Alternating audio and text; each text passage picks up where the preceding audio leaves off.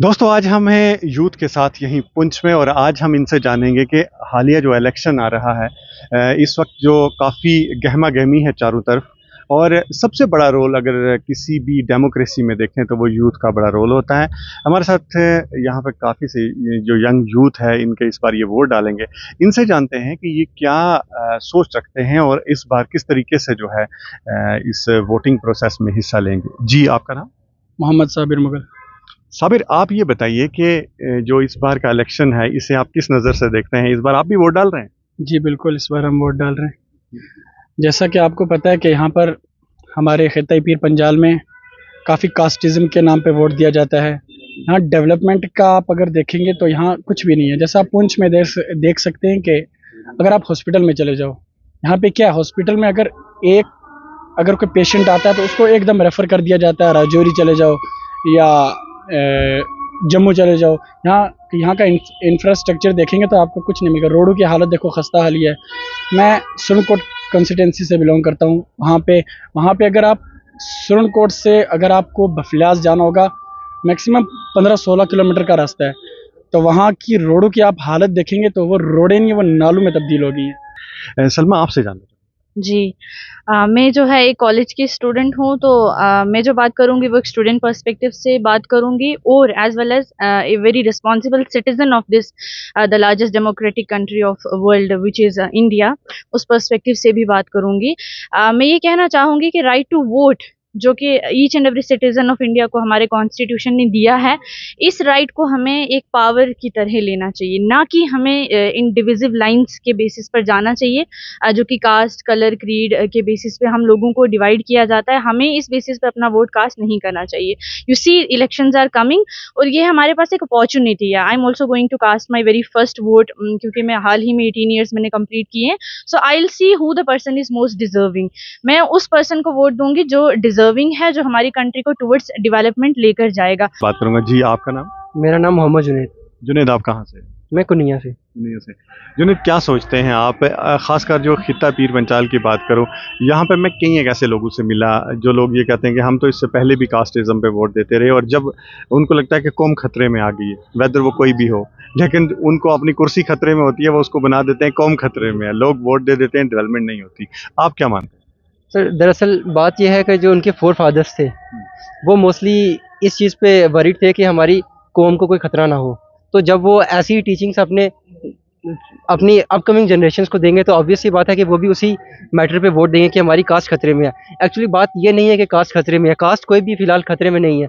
कोई भी मतलब गवर्नमेंट ने ऐसा कोई ना तो कोई मेजर स्टेप उठाया है, ना तो किसी भी कास्ट ने कोई ऐसा कोई मेजर स्टेप उठाया कि दूसरी कास्ट को खतरा हो। मेजर ये है जो हमारे पॉलिटिकल लीडर्स हैं वो हमें कास्ट के नाम पे बाँटने की कोशिश करते हैं, ताकि मोस्टली ये क्या होता है, अगर आप किसी से वोट मांगेंगे तो वोट मांगना काफ़ी मुश्किल है। तो वो क्या करते हैं, वो हमारे अंदर एक आइडियोलॉजी डेवलप करने की कोशिश करते हैं। मोस्टली ये कास्ट के नाम पे होता है, रिलीजन के नाम पे होता है, जो कि इंडिया में बहुत ज़्यादा होता है। खाली इंडिया नहीं, मोस्ट ऑफ जो साउथ एशियन कंट्रीज़ हैं उनमें यही होता है कि आप कास्ट के नाम पे बांट दें, रिलीजन के नाम पे बांट दें, क्रीड के नाम पे बांट दें, या फिर आप फ्रीबीज दे दें इलेक्शन से पहले।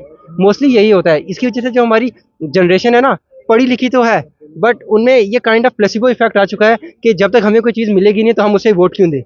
और मेन जो हमारा मोटिव है होना चाहिए एजुकेशन का, वो होना चाहिए इंफ्रास्ट्रक्चर का, वो होना चाहिए हॉस्पिटैलिटी का। मतलब जो बेसिक चीज़ें हैं जो एक ह्यूमन को चाहिए ताकि हमारी एज अ सोसाइटी हम डेवलप कर सके, वो हमें मिल नहीं रही है। जो लोग देख रहे हैं वो मोस्टली देख रहे हैं फ्री बेस की तरफ।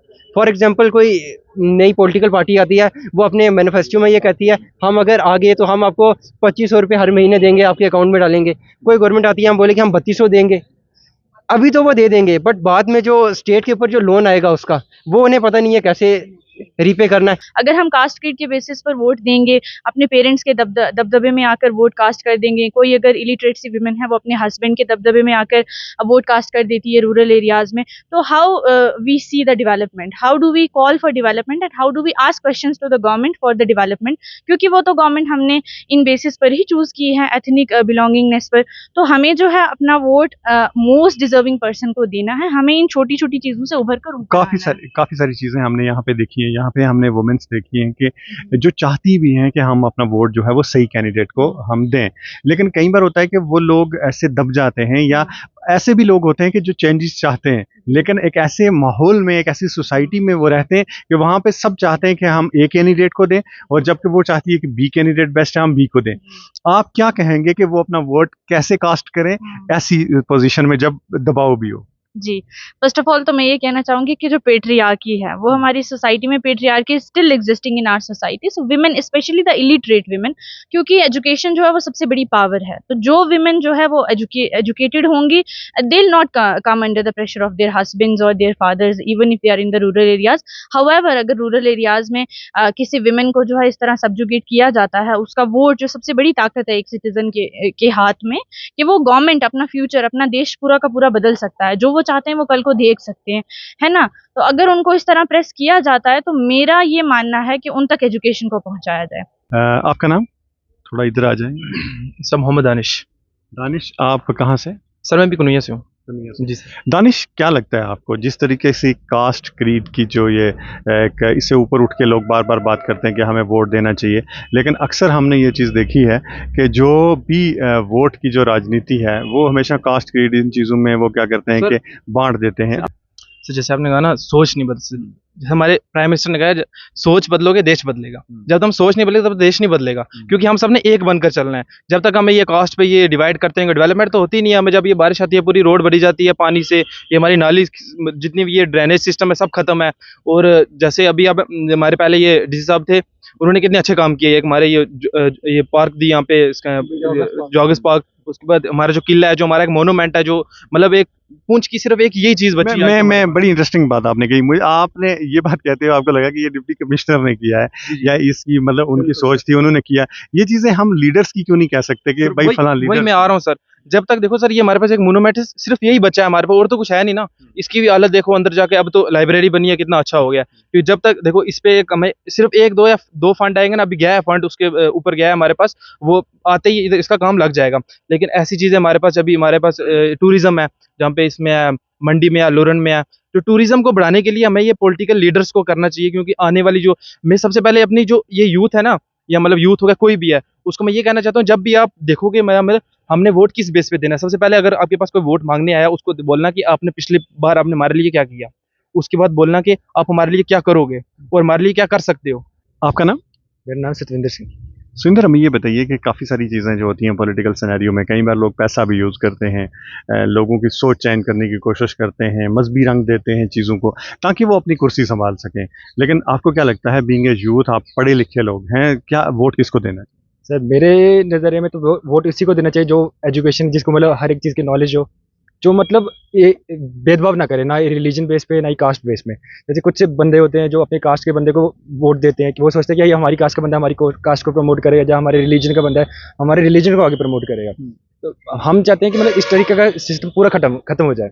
अगर ऐसा है कि ऐसे भी सिचुएशन हैं, अगर कि आपका हस्बैंड, सो कॉल्ड हस्बैंड जो है डोमिनेटिंग पीपल आपके साथ जा रहे हैं, पोलिंग बूथ तक आपके साथ जा रहे हैं, तो अंदर आपको तो कोई भी नहीं ना देख रहा है। You take that opportunity and cast your very vote to the most deserving person. आपको बिल्कुल भी डरना नहीं है। देखो ये वोट है, ये आपके पास सबसे बड़ी ताकत है, ये एम्पावर करता है। इसके लिए बहुत बड़े रिवोल्यूशंस दुनिया के बहुत सारे देशों में जो है लोगों ने लड़े हैं। फ्रेंच रिवोल्यूशन हुआ है, वहाँ पर वीमेन ने फाइट करी है इस राइट के लिए। तो you are the women, you are the strongest person. आप सोसाइटी को बनाते हैं, आप दुनिया को बनाते हैं, फैमिलीज की कीज हैं।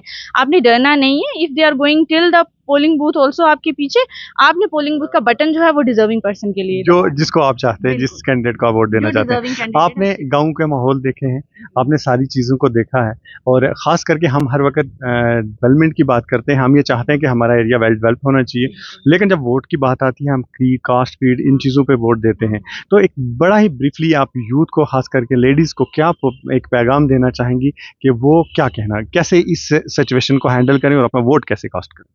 देखिए, सबसे पहले तो मेरा यूथ के लिए यही मैसेज रहेगा कि आप चीज़ों को वैल्यू करना सीखें। आप जो ये राइट टू वोट है ना, ये जो हमें फ्रीडम मिली है, राइट टू वोट है, ये कॉन्स्टिट्यूशन, ये जो आइन हमें मिला है, इसके लिए हमारे देश के जो हमारे एंसेस्टर्स थे ना, उन्होंने बहुत ज़्यादा स्ट्रगल किया है।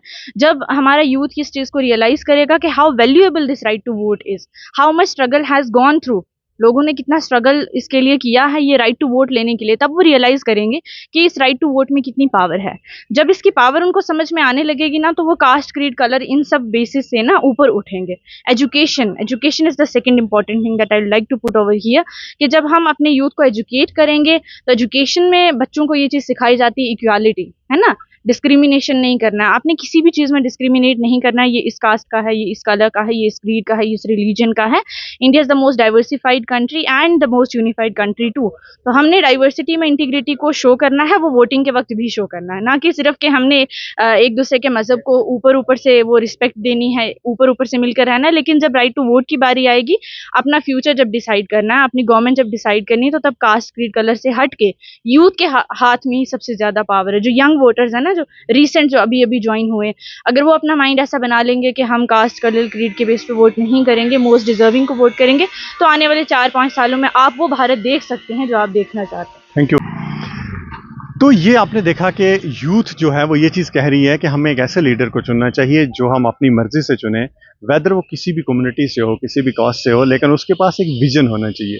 सिर्फ ये विज़न नहीं होना चाहिए कि वो हमारी गांव की कचहरियां कर सके, हमारे जो लोकल लेवल के मसाइल हैं वो हल कर सके, बल्कि वो उसमें वो दम भी होना चाहिए कि वो जो हमारे प्रोजेक्ट्स हैं कम से कम सेक्रेट से भी और दिल्ली तक भी जो है उनकी DPRs पहुँचवा के उनके ऊपर काम कर पाए, ताकि उसके बाद जो एरिया की डेवलपमेंट है, हम बार बार ये बातें ना कह सकें कि हमारे एरिया की डेवलपमेंट नहीं हुई। जब हम कोशिश करेंगे और जब हम यूथ जो है ख़ास करके इसमें अपना रोल प्ले करेगी और उस लीडर को चुनेगी जिसे वो चाहती है, तो चेंजेस ज़रूर आएगी। इसी के साथ आपसे इजाज़त चाहेंगे, इस उम्मीद के साथ कि कल किसी और नए मुद्दे से होगी आपसे मुलाकात। तब तक के लिए खुदा हाफ़िज़।